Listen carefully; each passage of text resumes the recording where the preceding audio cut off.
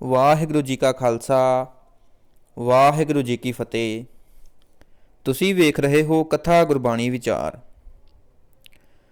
ਸੰਗਤ ਜੀ, ਗੁਰੂ ਅਮਰਦਾਸ ਜੀ ਦਾ ਜੀਵਨ ਬਿਰਤਾਂਤ ਅੱਗੇ ਵਧਾਉਂਦੇ ਹੋਏ ਜਦੋਂ ਪਾਤਸ਼ਾਹ ਹਰਿਦੁਆਰ ਤੋਂ 20ਵੀਂ ਤੀਰਥ ਯਾਤਰਾ ਤੋਂ ਵਾਪਸੀ ਸਮੇਂ ਗੁਰੂ ਜੀ ਦੇ ਪੈਰ ਵਿੱਚ ਪਦਮ ਰੇਖਾ ਵੇਖ ਕੇ ਜਿਸ ਪੰਡਤ ਦੁਰਗਾ ਪ੍ਰਸਾਦ ਨੇ ਆਖਿਆ ਸੀ ਕਿ ਆਪ ਜੀ ਦੇ ਸੀਸ ਉੱਤੇ ਛੱਤਰ ਝੂਲੇਗਾ, ਜਦ ਉਸਨੇ ਸੁਣਿਆ ਕਿ ਆਪ ਜੀ ਗੁਰਗੱਦੀ ਉੱਤੇ ਸਥਾਪਨ ਕੀਤੇ ਗਏ ਹਨ ਤਾਂ ਸ਼ੀਘਰ ਹੀ ਆਪਣਾ ਮੂੰਹ ਮੰਗਿਆ ਦਾਨ ਲੈਣ ਵਾਸਤੇ ਗੁਰੂ ਜੀ ਪਾਸ ਆਇਆ। ਉਸਨੇ ਗੁਰੂ ਜੀ ਨੂੰ ਆਪਣਾ ਬਚਨ ਪੂਰਾ ਕਰਨ ਵਾਸਤੇ ਬੇਨਤੀ ਕੀਤੀ। ਗੁਰੂ ਜੀ ਨੇ ਕਿਹਾ, ਅਸੀਂ ਆਪਣਾ ਦਿੱਤਾ ਹੋਇਆ ਵਚਨ ਪੂਰਾ ਕਰਾਂਗੇ, ਤੂੰ ਜੋ ਮੰਗਣਾ ਹੈ ਮੰਗ ਲੈ। ਪੰਡਤ ਨੇ ਬੜਾ ਖੁਸ਼ ਹੋ ਕੇ ਆਖਿਆ, ਮਹਾਰਾਜ, ਜੇਕਰ ਮੈਂ ਸੰਸਾਰੀ ਸੁਖ ਇਸਤਰੀ ਪੁੱਤਰ ਤੇ ਧਨ ਮੰਗਾਂਗਾ ਤਾਂ ਪਰਲੋਕ ਵਿੱਚ ਜਾ ਕੇ ਨਰਕਾਂ ਦੇ ਦੁੱਖ ਭੋਗਾਂਗਾ, ਅਤੇ ਜੇਕਰ ਪਰਲੋਕ ਦਾ ਸੁੱਖ ਮੰਗ ਲਵਾਂਗਾ ਤਾਂ ਇੱਥੇ ਸੰਸਾਰ ਵਿੱਚ ਗਰੀਬੀ ਦੇ ਦਿਨ ਕੱਟ ਕੇ ਦੁਖੀ ਹੋਵਾਂਗਾ। ਇਸ ਕਰਕੇ ਆਪ ਮੈਨੂੰ ਦੋਹਾਂ ਲੋਕਾਂ ਦੇ ਸੁਖ ਬਖਸ਼ੋ, ਆਪ ਸਮਰੱਥ ਹੋ।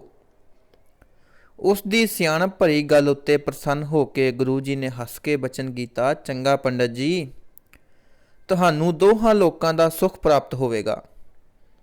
ਇੱਥੇ ਹਰ ਪ੍ਰਕਾਰ ਦੇ ਸੰਸਾਰਕ ਸੁਖ ਭੋਗੋਗੇ ਅਤੇ ਅੱਗੇ ਪਰਲੋਕ ਵਿੱਚ ਬੈਕੁੰਠ ਧਾਮ ਵਿੱਚ ਵਾਸਾ ਮਿਲੇਗਾ। ਇਸ ਤਰ੍ਹਾਂ ਲੋਕ ਪਰਲੋਕ ਦੇ ਸੁੱਖਾਂ ਦਾ ਵਰ ਲੈ ਕੇ ਪੰਡਤ ਪ੍ਰਸੰਨਤਾ ਪੂਰਵਕ ਗੁਰੂ ਜੀ ਦੀ ਮਹਿਮਾ ਕਰਦਾ ਘਰ ਨੂੰ ਚਲਿਆ ਗਿਆ। ਜਦ ਬੌਲੀ ਤਿਆਰ ਹੋ ਗਈ ਤਾਂ ਇਸ ਦੀ ਚੱਠ ਕਰਨ ਵਾਸਤੇ ਸਭ ਸੰਤ ਮਹੰਤ ਬ੍ਰਾਹਮਣਾਂ ਅਤੇ ਗ੍ਰਸਤੀਆਂ ਨੂੰ ਭੋਜਨ ਛਕਣ ਵਾਸਤੇ ਨਿਉਤੇ ਦਿੱਤੇ ਗਏ।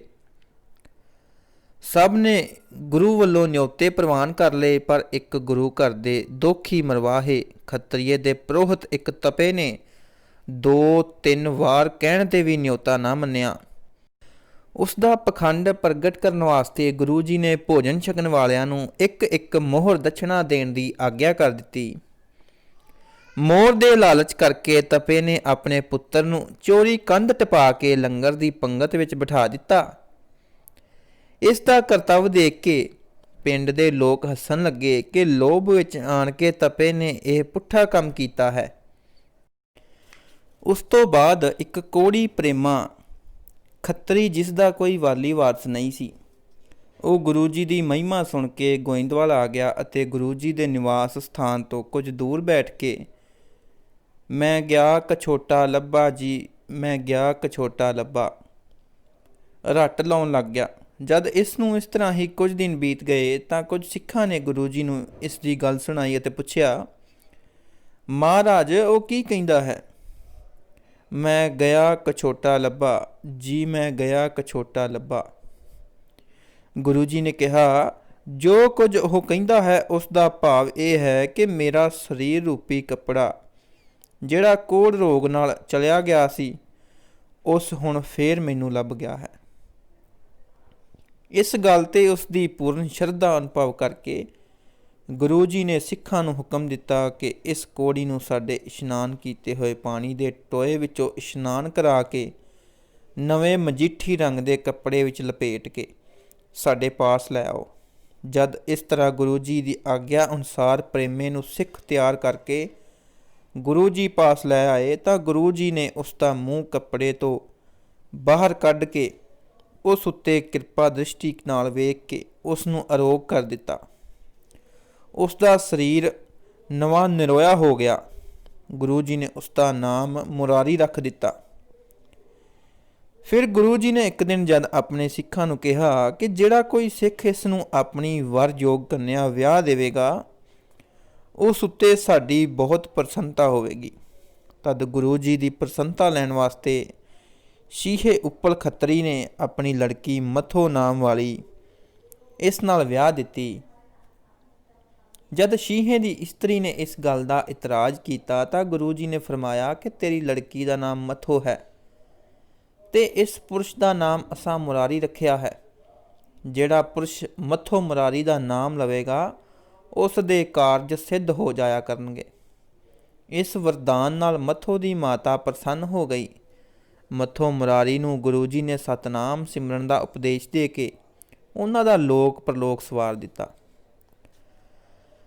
ਜਿੰਨਾ ਚਿਰ ਗੋਂਦਾ ਆਪ ਜਿਉਂਦਾ ਰਿਹਾ ਤਦ ਤੱਕ ਉਸ ਦਾ ਪੁੱਤਰ ਚੁੱਪ ਰਿਹਾ, ਪਰ ਗੋਂਦੇ ਨੇ ਮਰਨ ਉਪਰੰਤ ਉਸ ਦੇ ਪੁੱਤਰ ਨੇ ਗੁਰੂ ਜੀ ਨੂੰ ਕਿਹਾ ਕਿ ਸਾਨੂੰ ਪਿੰਡ ਦੀ ਸਰਦਾਰੀ ਵਜੋਂ ਆਪਣੇ ਚੜਾਵੇ ਵਿੱਚੋਂ ਕੁਝ ਹਿੱਸਾ ਦਿਆ ਕਰੋ। ਗੁਰੂ ਜੀ ਨੇ ਕਿਹਾ ਕਿ ਤੁਸੀਂ ਲੰਗਰ ਵਿੱਚੋਂ ਪ੍ਰਸ਼ਾਦ ਛਕ ਲਿਆ ਕਰੋ, ਪਰ ਗੋਂਦੇ ਦਾ ਪੁੱਤਰ ਇਸ ਗੱਲ ਵਿੱਚ ਆਪਣੀ ਨਰਾਦਰੀ ਸਮਝ ਕੇ ਗੁੱਸੇ ਨਾਲ ਉੱਠ ਕੇ ਚਲਾ ਗਿਆ। ਘਰ ਜਾ ਕੇ ਉਸਨੇ ਉਸ ਸਮੇਂ ਦੇ ਰਿਵਾਜ ਅਨੁਸਾਰ ਮੈਲ ਨਾਲ ਕਾਲਾ ਹੋਇਆ ਨੀਲਾ ਗੋਦੜਾ ਆਪਣੇ ਨੌਕਰ ਨੂੰ ਪਵਾ ਦਿੱਤਾ ਅਤੇ ਉਸ ਨੂੰ ਨਾਲ ਲੈ ਕੇ ਪਾਤਸ਼ਾਹ ਪਾਸ ਫਰਿਆਦ ਕਰਨ ਵਾਸਤੇ ਦਿੱਲੀ ਚਲਾ ਗਿਆ। ਜਦ ਉਸਨੇ ਪਾਤਸ਼ਾਹ ਦੀ ਕਚਹਿਰੀ ਵਿੱਚ ਪਹੁੰਚ ਕੇ ਫਰਿਆਦ ਕੀਤੀ ਕਿ ਗੁਰੂ ਜੀ ਮੇਰੇ ਪਿੰਡ ਵਿੱਚ ਰਹਿੰਦੇ ਹਨ, ਉਹਨਾਂ ਨੂੰ ਲੋਕ ਬਹੁਤ ਧਨ ਭੇਟਾ ਕਰਦੇ ਹਨ, ਪਰ ਮੈਨੂੰ ਉਹ ਪਿੰਡ ਦੀ ਸਰਦਾਰੀ ਵਜੋਂ ਕੁਝ ਕਿਰਾਇਆ ਨਹੀਂ ਦਿੰਦੇ। ਪਾਤਸ਼ਾਹ ਸਲਾਮਤ ਮੇਰੇ ਨਿਆਂ ਕੀਤਾ ਜਾਵੇ। ਉਸ ਦੀ ਫਰਿਆਦ ਸੁਣ ਕੇ ਅਕਬਰ ਪਾਤਸ਼ਾਹ ਨੇ ਜਦ ਆਪਣੇ ਅਹਿਲਕਾਰਾਂ ਤੋਂ ਪੁੱਛਿਆ ਤਾਂ ਉਸ ਨੂੰ ਪਤਾ ਲੱਗਾ ਕਿ ਇਹ ਨਗਰ ਜੋ ਕਦੀ ਨਹੀਂ ਸੀ ਵਸਦਾ, ਇਸ ਦੇ ਪਿਓ ਗੋਂਦੇ ਨੇ ਗੁਰੂ ਜੀ ਨੂੰ ਉੱਥੇ ਜਾ ਵਸਾਇਆ ਅਤੇ ਉਹਨਾਂ ਦੀ ਕਿਰਪਾ ਨਾਲ ਇਹ ਨਗਰ ਵਸਿਆ। ਗੋਂਦੇ ਨੇ ਜਦ ਤੱਕ ਉਹ ਜਿਉਂਦਾ ਰਿਹਾ ਗੁਰੂ ਜੀ ਤੋਂ ਕਦੀ ਕੁਝ ਨਹੀਂ ਸੀ ਮੰਗਿਆ। ਹੁਣ ਗੁਰੂ ਜੀ ਪਾਸੋਂ ਕੁਝ ਲੈਣ ਦਾ ਇਸ ਦਾ ਕੋਈ ਹੱਕ ਨਹੀਂ ਹੈ। ਜਦ ਇਹ ਗੱਲ ਪਾਤਸ਼ਾਹ ਨੇ ਸੁਣੀ ਤਾਂ ਉਸਨੇ ਗੋਂਦੇ ਦੇ ਪੁੱਤਰ ਨੂੰ ਧੱਕੇ ਮਾਰ ਕੇ ਕਚਹਿਰੀ ਵਿੱਚੋਂ ਬਾਹਰ ਕੱਢ ਦਿੱਤਾ। ਧੱਕੇ ਖਾ ਕੇ ਗੋਂਦੇ ਦਾ ਪੁੱਤਰ ਘਰ ਆਣ ਕੇ ਸ਼ਰਮਿੰਦਗੀ ਨਾਲ ਅੰਦਰ ਪੈ ਕੇ ਹੀ ਅਕਾਲ ਚਲਾਣਾ ਕਰ ਗਿਆ। ਗੋਇੰਦਵਾਲ ਵਿੱਚ ਇੱਕ ਵਿਧਵਾ ਮਾਈ ਦਾ ਪੁੱਤਰ ਤਾਪ ਨਾਲ ਅਕਾਲ ਚਲਾਣਾ ਕਰ ਗਿਆ। ਉਸ ਰਾਤ ਸਮੇਂ ਉੱਚੀ ਉੱਚੀ ਰੋਣ ਪਿੱਟਣ ਲੱਗੀ। ਉਸ ਦਾ ਵਿਰਲਾਪ ਸੁਣ ਕੇ ਗੁਰੂ ਜੀ ਨੇ ਮਾਈ ਦੇ ਘਰ ਜਾ ਕੇ ਜਦ ਆਪਣੇ ਚਰਨ ਬੱਚੇ ਦੇ ਮੱਥੇ ਉੱਤੇ ਛੁਆਏ ਤਾਂ ਬੱਚਾ ਉੱਠ ਕੇ ਬੈਠ ਗਿਆ। ਗੁਰੂ ਜੀ ਨੇ ਆਪਣੇ ਸੇਵਕ ਬਲੂ ਨੂੰ ਕਿਹਾ ਕਿ ਮਰੇ ਹੋਏ ਨੂੰ ਜਿਵਾਉਣਾ ਈਸ਼ਵਰ ਦੇ ਹੁਕਮ ਵਿਰੁੱਧ ਹੈ, ਇਸ ਕਰਕੇ ਅੱਗੇ ਤੋਂ ਜਦ ਤੱਕ ਸਾਡਾ ਸਰੀਰ ਰਹੇਗਾ ਤਦ ਤੱਕ ਕਿਸੇ ਦਾ ਬੱਚਾ ਮਾਤਾ ਪਿਤਾ ਦੇ ਸਾਹਮਣੇ ਨਹੀਂ ਮਰੇਗਾ। ਇਹ ਬਚਨ ਕਰਕੇ ਗੁਰੂ ਜੀ ਆਪਣੇ ਆਸਣ ਉੱਤੇ ਆਣ ਬਰਾਜੇ।